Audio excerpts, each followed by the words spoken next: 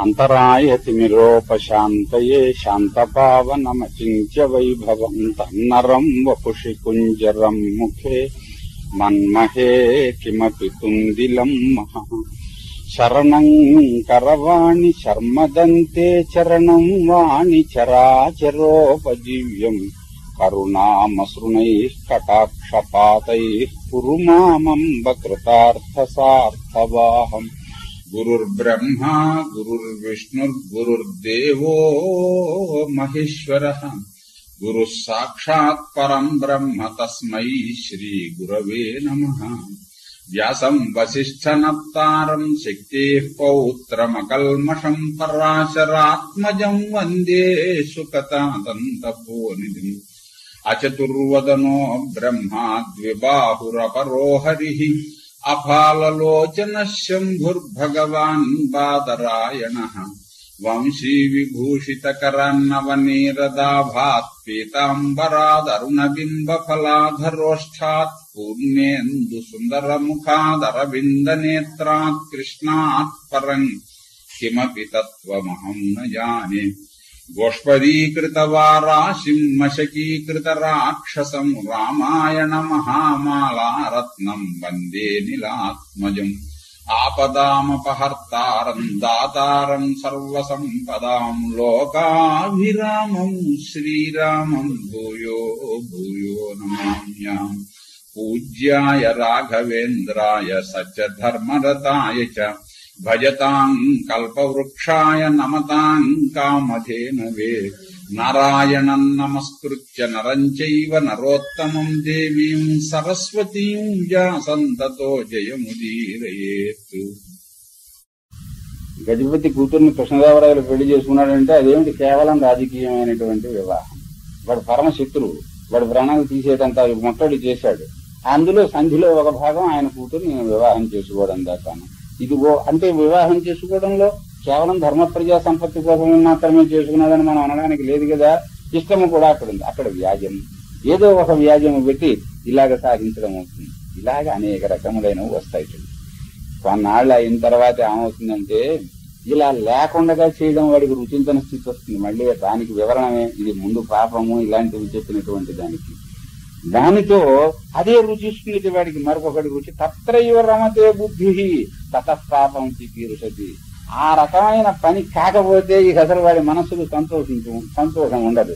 అంచేతను అటువంటి పనులే చేస్తూ ఉంటాడు. అయితే చేస్తూ ఉంటే నిజమైన మిత్రులు కొందరు ఉంటారు కదా, సుహృద్భిర్వార్యమాణ, ఒరే అబ్బాయి అది పద్ధతి కాదు, అది మార్గం కాదు అని స్నేహితులు పండితైహి జ్ఞానులైనటువంటి వాళ్ళు వీళ్ళు చెబుతూ ఉంటారట.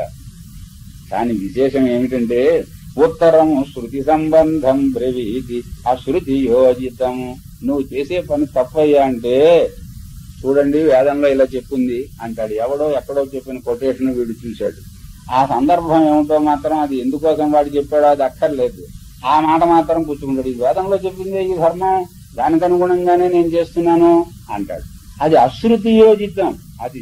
అది వేదవాక్యమే గాని అది వేద విరుద్ధముగా కూర్చున్నటువంటిది. అది ఆ చెప్పిన ఉద్దేశానికి ఇది పూర్తిగా అసంబద్ధమైనటువంటి మార్గంలో సమన్వయించి వాడు చేస్తూ ఉంటాడు. ఇంకేముంది?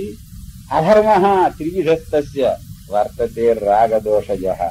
వాడికి 3 రకములుగా అధర్మం వచ్చి పడిపోతుంది. పాపం చింతయతే చేయవ బ్రవీతిచ కరోతిచ. వాడు చేసే ఆలోచన పాపపాలోచనే, పలికే పలుకు పాప పలికే, చేసే పని పాపమే. ఈ విధంగా వాడికి అధర్మము 3 రకాలుగా వచ్చి పడిపోతుంది. సమానశీల వ్యసనేషు సఖ్యం. ఎటువంటి వాళ్ళకి అటువంటి స్నేహితులు దొరుకుతూ ఉంటారు అని. ఏకశీల ఇస్తే మిత్రత్వం భయంతే పాపకర్మిణ. వాడికి తాగేవాడితో స్నేహం, దొంగతనాలు చేసేవాడికి దొంగతనాలతో చేసేవాడితో స్నేహం, మోసాలు చేసేవాడితో మోసాలు చేసేవాడి స్నేహితుడు అవుతూ ఉంటాడు. అంటే ఒకే రకం స్వభావం కలిగినటువంటి వాడు వాడికి స్నేహితుడు అవుతూ ఉంటాడు. ఎప్పుడైతే స్నేహితులు కూడా ఇటువంటి వాళ్ళు అయ్యారో వాళ్ళు వీళ్ళు కలిసి దొంగలు ఊడి పంచుకున్నట్టుగా ఇక పాప పనులే వాళ్ళు ఇంకా వాటిని చేస్తూ ఉంటారు. చివరికి అంతతో గొప్పవా వీటికి అన్నింటికీ ఫలం ఏమిటయ్యా? సతేన దుఃఖమాప్నోతి పరత్ర విపద్యతే. ఎంతకాలం సాగుతుంది? ఈ లోకంలో అయితే మాత్రము ఎల్లకాలము పాపములు సాగుతాయా? ఎప్పుడో నాడు పాపం పండుతుంది, భాండం నిండుతుంది, బళ్ళును బదలవుతుంది. దాంతో సతేన దుఃఖం ఆపమది. ఈ లోకంలో వాడు దుఃఖపడక తప్పదు. పరత్రజ విపద్యతే. అక్కడికి వెళితే గుమ్మంలోంచి వెనక్కి గెంటేస్తారు, తల్లకిందులుగా పడవలసి వస్తుంది. అక్కడి నుంచి ఈ లోకంలోకి వచ్చేటప్పటికి ఏఐతి లాంటి వాడికి తప్పలేదు. అంచేతన పరత్రజ విపద్యతే. ఆ లోకంలో కూడా వీడు కష్టములే పడతాడు. పాపాత్మా భవతి హ్యేవం ధర్మలాభంతు మే శృణు. యస్వేతాన్ ప్రజ్ఞయా దోషాన్ పూర్వమేవానుపశ్యతి కుశల సుఖ దుఃఖేషు సాధూముశ్చాప్యుపసేవతే తస్య సాధు సమారంభాత్ బుద్ధిధర్మేషు రాజతే. పాపాత్ముడు ఇలా అయిపోతాడయ్యా. ఇక పుణ్యాత్ముడైనటువంటి వాడు ఎలా అవుతాడో కూడా నేను చెప్తాను. అన్ని మనం ఊహించుకోవచ్చు. పాప ప్రవృత్తి ఎలా కలుగుతుందో ప్రారంభం ఒక దాని గురించి ఆలోచించడంతో ప్రారంభించి అంతం అయ్యేదాకా తీసుకొని వచ్చాడు. అలాగే పుణ్య విషయంలో కూడా సత్సంగము అని పేరు పెడుతూ ఉంటాం. ఎందుకోసమని? సమానమైన శీలము కలిగినటువంటి వాళ్ళు ఒక చోట కలిసి దైవ విషయములు మాట్లాడుకుని, సాధన విషయములు మాట్లాడుకుని వాళ్ళు ఇచ్చేస్తూ ఉంటే దాని ఎందే రుచి కలుగుతుంది. ఆ మాటలే చెప్పుకుంటూ ఉంటారు. అందువల్ల దాని పేరు సత్సంగము, సద్భిస్సంగం, సత్సంగం అని. యోగ్యులైన వారితోటి చేసేటటువంటి కలిసి ఉండటము. దానివల్ల పాపాత్ములతోటి సాంగత్యం వల్ల ఏం జరిగిందో పుణ్యాత్ముల తోటి సాంగత్యము వల్ల పుణ్యఫలము కూడా ఆ విధంగానే లభిస్తుంది. దానితో కుశల సుఖ దుఃఖేషు. పాపాత్ముడికి సుఖ దుఃఖములు వస్తూ ఉంటాయి, పుణ్యాత్ముడికి సుఖ దుఃఖములు వస్తూ ఉంటాయి. వాడప్పుడు ఏడుస్తూ ఉంటాడు, ఇంకొకప్పుడు విర్రవీగుతూ ఉంటాడు. వీడు ఇప్పుడు ఏడవడు, మరొకప్పుడు విర్రవేగడు. రెండింటిలోనూ కూడా సమదృష్టితోటి ఇతడు ఉంటూ ఉంటాడు. ఈ విధముగా అయితే వాడు బాగుపడతాడు. నాయన, ఈ కౌశికునికి మతిపోయింది. అయ్యా, బ్రవీషి సుమృతం ధర్మ్యం యస్య వక్త నవిద్యతే. వేదాలు తలకిందులుగా చదివేశాను. తపస్సు నా చూపు ప్రసరిస్తే చాలు పక్షులు కూడా మాడిపోయి కింద పడేటట్లుగా నేను చేశాను. కానీ యస్య వక్త నవిద్యతే, ఇలాంటి మాట చెప్పేవాడు కనపడలేదు నాకు. అసలు ఏం మాటలు చెబుతున్నావు నువ్వు? సుమృతం, సత్యమైనటువంటి విషయం చెబుతున్నావే నాకు ఇలా కనిపించేటట్లుగాను. బ్రవీషి సుమృతం ధర్మ్యం. నువ్వు చెప్పే దాంట్లో వేసమెత్తు కూడా అధర్మం లేదు, అబద్ధం లేదు, మరి అసత్యము లేదు. అది ధర్మ్యం, ధర్మ సహితమైనటువంటిది నువ్వు చెబుతున్నావు. ఇలాంటివి చెప్పేవాడు ఎక్కడ దొరుకుతాడు నాకు? యస్య వక్త నా విద్యతే. అసలు ఇలా చెప్పేవాడే కనిపించట్లేదు. దివ్య ప్రభావ సుమహాన్ ఋషిదేవ మతోస్మి. ఎవడయా నిన్ను కసాయివాడు అన్నవాడు? దివ్య ప్రభావ. నీకంటే దివ్య ప్రభావం ఉన్నటువంటి వాడు ఎవడున్నాడు? ఋషిదేవ మతోస్మి. ఇంకా వేరే ఋషి ఉన్నాడా? నువ్వే మహర్షివి, నాకు అలా కనిపిస్తున్నావు. అలా అనక నాయన, నాకు ఈ జ్ఞానం కలగడానికి వేరే కారణం ఉన్నది. మహానుభావులైనటువంటి వాళ్ళు, ధర్మచింతకులైనటువంటి వాళ్ళు, తపస్సంపన్నులైనటువంటి వాళ్ళు, నీవంటి బ్రాహ్మణావై మహాభాగా ఇతర అగ్రభుజ సదా. ఇటువంటి జ్ఞానులైనటువంటి వాళ్లే నిజమునకు పరమ పూజ్యులైన వాళ్ళు. అయితే నా అదృష్టం కొద్దీ నాకు ఇది కలిగినది అనుకో, అది వేరు సంగతి. మొత్తమునకు ఈ విధముగా కనుక ప్రవర్తిస్తే మనుషులు బాగుపడతారు అని ఆయన చెప్పారు. ఇలా చెప్పి ఇక ఇతని దగ్గరికి వచ్చేటప్పటికీ ఇంకొక మాట అన్నాడు. బ్రాహ్మణుడు అన్నట్ట, పతివ్రతాయా సత్యాయా శీలాధ్యాయ తవ్రత సంస్మృత్య వాక్యం ధర్మజ్ఞ గుణవానసి మే మతః. నువ్వేదో వారు గొప్పవాళ్ళు వీరు గొప్పవాళ్ళు, నిజానికి నువ్వే గొప్పవాడో నువ్వే మంచివాడో అని ఇలాగేదో నాకు అంటున్నావు గాని నువ్వెంత ఉత్తముడవో నాకు పతివ్రత చెప్పింది అక్కడ ఆ ఊళ్ళో. ఇక్కడికి పంపించింది. ఆవిడ చెప్పిన దానికి నువ్వు చెప్పే మాటలకి నీ ప్రవర్తనకి నాకు సరిపోయింది. అందుచేతను సంస్మృత్య వాక్యం ధర్మజ్ఞ గుణవానసి మే మతః. నీకంటే ఉత్తమ గుణవంతుడు లేడు, నువ్వే గుణవంతుడు అని నాకు అనిపిస్తోంది. కనుక నాకు సరైనటువంటి మార్గం ఏదో నువ్వు చెప్పవలసినటువంటిది అని అంటే ఆయన అన్నట్ట, యదా తథాత్వం ద్విజశ్రేష్ఠ తథోక్తో మాం ప్రతి ప్రభో పృష్టమేవ తథా సమ్యగు ఏకవజ్ఞ న సంశయ. ఇప్పుడు నువ్వు నన్ను గురించి నువ్వు అన్నావే నిజమే, ఈ సంగతులన్నీ ఆవిడ చెప్పింది, ఆవిడ తెలుసుకునే చెప్పింది నిజమే అంతదాకా. అయితే త్వద్ అనుగ్రహ బుద్ధ్యాతు విప్రా ఏతద్దర్శితం మయా వాక్యం శృణు మే తాత ఎత్తే వచ్చి. ఎందుకంటే మళ్ళీ ఊరికే మర్యాద కోసం ఆహా నాలో ఏముంది అని అనితే ఏమైనట్టు? ఆవిడ చెప్పిన మాట నిజమే. ఇంతసేపు నేను నీకు ఇవన్నీ చెప్పానంటే ఈ మహా విషయములన్నీ కూడాను నిజంగా నీ మీద నాకు అనుగ్రహం కలగబట్టే చెప్పాను అన్నాడు. మళ్ళీ ఇంకొక మాట కూడా చెబుతున్నాను, నీకు ఉపయోగించేది చెప్పాలి గనక అది విను అన్నాడు. త్వయా వినికృత మాత పితా జద్విజ సత్తమ. ఈ కౌశికునికిట వేదములు చదవాలి, తపస్సు చేయాలి, మహాపండితుడిని అవ్వాలి, మహర్షిని అవ్వాలి అనే కోరిక ఉన్నది. అందుకోసం వృద్ధులై అయినటువంటి తల్లిదండ్రులను కొంపలో విడిచిపెట్టేసేసి వాళ్ళ అనుమతి కూడా తీసుకోకుండా వాళ్ళకి తగిన ఏర్పాట్లు కూడా ఏమీ చేయకుండా ఈయన గారు వచ్చేసేసి చెట్టు కింద కూర్చున్నాడు. అది చాలా తప్పు చేశావు నువ్వు అన్నాడు. ఇతడు మాతాపితృ శుశ్రూషణ పరాయణుడు ఈ ధర్మ వ్యాసుడు. అందుకోసము నీలో ఉన్నటువంటి లోపము నువ్వు గమనించలేదు. అనిసృష్టోసి నిష్క్రాంత. అమ్మా నాన్నల అనుమతితో నువ్వు బయలుదేరి వచ్చావా? వాళ్ళకి సుఖంగా జరిగేటటువంటిది అక్కడ ఉన్నదా?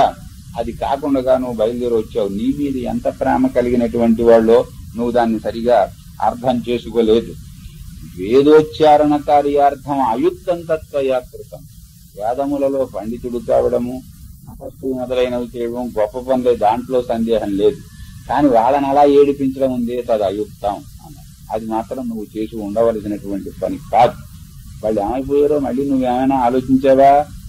తౌ ప్రసాదయితుం గచ్చ తవ శోకే నవృద్ధౌతౌ అంధీభూతౌ తపస్వినౌ. నాయనా ఏమైపోయావురా? నిన్ను గురించి ఏడుస్తూ నిరంతర ధారాపాతంగా కన్నీళ్లు పెట్టుకుంటూ ఉంటే వాళ్ళకి కళ్ళు పోయాయి. ఇప్పుడు వాళ్ళు అంధులై ఇంట్లో ఉన్నారు, వాళ్ళకి చూసేటటువంటి వాళ్ళు లేరు. నీ తపస్సు నీ వేదములు కొంచెం కట్టిపెట్టి ఇంటికి వెళ్లి ముందర వాళ్ళకి సేవ చేయి, వాళ్ళు సుఖంగా ఉండేటట్లుగా చూడు. మా త్వాన్ ధర్మో అత్యగాదయ. నువ్వు ఈ మాతాపితృ శుశ్రూష చేయవలయును అనేటటువంటి ధర్మమును నువ్వు విడిచిపెట్టడానికి వీలు లేదు. నువ్వు ఆ ధర్మమును ఆచరించి తీరవలసిందే. ఇది స్వధర్మాన్ని విడిచిపెట్టి నువ్వు ఇక్కడికి వచ్చావన్నమాట. నీకు జన్మించి నిన్ను పుట్టినప్పుడే నిన్ను ఎలా వదిలిపెట్టేస్తే నువ్వేమైపోతావు? అంచేత వృద్ధులైనటువంటి వాళ్ళకి సరైనటువంటి ఏర్పాటు చేయకుండా వాళ్ళ సుఖం చూడకుండా నువ్వు ఇక్కడికి వచ్చావు. అవు ప్రసాదయుతం గచ్చ తపస్వీత్వం మహాత్మాచ ధర్మేచ నిరతస్తదా.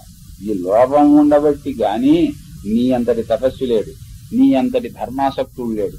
అంచేతను నువ్వు ముందర వాళ్ళని సేవించవలసింది అని. నువ్వు చెప్పినది చాలా యుక్తియుక్తంగా ఉంది. ప్రీతోస్ నాకు మహానందం కలిగిందయ్యా ధర్మవ్యాధ అన్నాడు. అన్న తర్వాత అప్పుడు మళ్ళీ అన్నాడు ఆ ధర్మవ్యాధ, అయ్యో మన ఇద్దరము ఆ పతివ్రత కారణముగా మిత్రులమయ్యాం. అంచేత ఏదో నాకు తోచిన మాట నేను చెప్పాలి కనుక నువ్వు బాగుపడాలని నేను చెప్పాను గాని నీకంటే గొప్పవాడిని నేను చెప్పడం లేదు సుమా. ప్రీతోస్మి దైవత ప్రతిమోహిత్వం యస్వం ధర్మమనువ్రత. నువ్వు చేస్తూ ఉన్నది ధర్మం కాకుండా పోలేదు కదా, ఇక్కడ ఒక అధర్మం మిగిలిపోయిందన్నమాట తప్పవిడిచి. అంచేత నువ్వు దైవతుల్యుడవు, దాంట్లో ఇదేం లేదు. తప్పనిసరిగా నీకు ఉత్తమ గతి కలుగుతుంది. మాతాపితృస్తకాశం హి గత్వాత్వం ద్విజసత్తమ. మళ్ళీ అమ్మా నాన్నల దగ్గరికి వెళ్లి వాళ్ళ సేవ మాత్రం తప్పనిసరిగా చెయ్యి. ఇంతకంటే నీకు అసలు పరమధర్మం ఇప్పుడు నువ్వు ఆచరించవలసినటువంటిది లేదు అన్నాడప్పటికీ ఈయనకి మహానందం అయిపోయింది.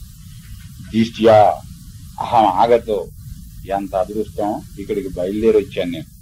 ఎంత అదృష్టం, ఆవిడ నన్ను ఇక్కడికి పంపించింది. దిష్ట్యామే సంగమంతయ, నీతోటి కలిసి నీతోటి మాట్లాడే అవకాశం కలిగింది. ఎంత అదృష్టం. ఇటువంటి వాళ్ళు ఈదృశా దుర్లభాల్లోకే.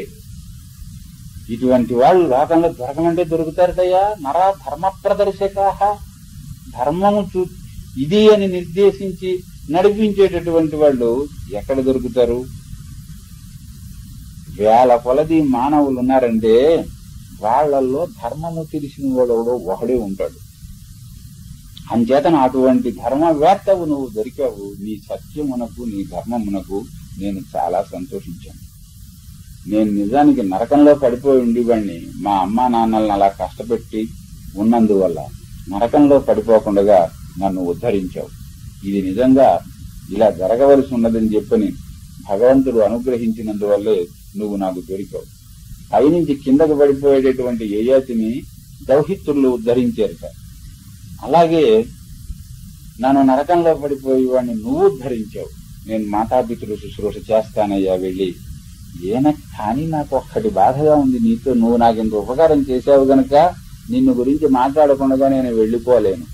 ఇంత ధర్మము తెలిసిన వాడవు, ఇంత దివ్య జ్ఞానము కూడా కలిగిన వాడవు, స్వధర్మము గనక తప్పు లేదు మాంసం విక్రయించడమైనా అని నువ్వు అన్నావు, అందులో కూడా సందేహం లేదు.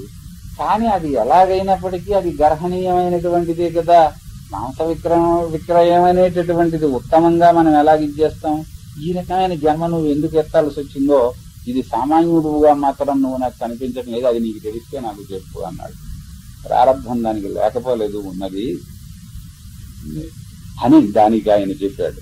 పూర్వజన్మలో నేను నీలాగే వేదములవి చదువుకుని ఉత్తమ జ్ఞానము ఉన్నటువంటి బ్రాహ్మణుణ్ణే. అయితే ఒక మహారాజు కుమారుడితోటి నాకు స్నేహం కలిసింది. మేమిద్దరము జీవికా జీవుల్లాగా సంచరిస్తూ ఉండేవాళ్ళు. మహారాజు కుమారుడు బ్రాహ్మణ ధర్మాన్ని అవలంబించడు కదా, అంచేతను మహారాజు కుమారుడితోటి స్నేహం కావాలని అతడితోటి తిరుగుతూ ఉంటే అతడి ఇష్టములు నా ఇష్టములు అయ్యాయి. 6 నెలలు సావాసం చేస్తే వారు వీరవుతారు. ఆ రాజకుమారుడు ఎక్కడికి వెళితే అక్కడికి వెళ్లి ఆయన ఏం చేస్తూ ఉంటే అది చేస్తూ ఉంటే ఆయనతో పాటు ఆయుధములు ప్రయోగించడము, జంతువులను వేటాడడం ఇది కూడా చేతనైంది. నేను ఒకసారి ఒక జంతువు కాబోలని చెప్పని అనుకుని బాణం ప్రయోగిస్తే అది కర్మ కొద్దీ ఒక ఋషికి తగిలి ఆయన గారి ప్రాణాలు విడిచిపెట్టాడు. ఆ విడిచిపెట్టబోయే ముందర ఆయన కేక విని నేను దగ్గరికి వెళ్లి ఆయన్ని అయ్యో నేను చూడకుండా బాణం వేశాను అని చెబుతూ ఉంటే నీ పుట్టుకేమిటి, నీ చదువేమిటి, నువ్వు చేసినటువంటి పని ఏమిటి, తెలియక చేసినప్పటికీ కూడా బాణ ప్రయోగము పోనీ మనిషి కాదు కాదు మృగమని అనుకుని చేశావు తప్పటికి అసలు బాణం పట్టుకోవాల్సిన పని నీకెందుకు వచ్చింది? ఈ రకమైన వ్యాధ ధర్మానికి నువ్వు వచ్చావు గనక, కిరాత ధర్మాన్ని అవలంబించావు గనక కిరాతుడు వైపు అన్నాడు. అని ఆ పడే అనుభవం కొంచెం తీవ్రంగా ఉండడం కోసమని పూర్వజన్మ జ్ఞానం కూడా ఉండేటట్లు చేశాడు ఆయన. అందువల్ల నాకు ఇవన్నీ వస్తూనే ఉన్నాయి. ఆ విధముగా నేను ఈ పుట్టవలసి వచ్చింది అని ఆ విషయం కూడా ఆయన చెప్పాడు. పరమానందంతో ఇతడు ఆ వ్యాధుని దగ్గర సెలవు తీసుకుని తన మాతాపితృ శుశ్రూష చేయటం కోసమని ఆయన బయలుదేరి వెళ్ళాడు. స్వస్తి ప్రజాభ్య పరిపాలయంతాం న్యాయేన మార్గేణ మహీం మహిషా. గోబ్రాహ్మణేభ్య శుభమస్తు నిత్యం. లోకాః సమస్తాః సుఖినో భవంతు.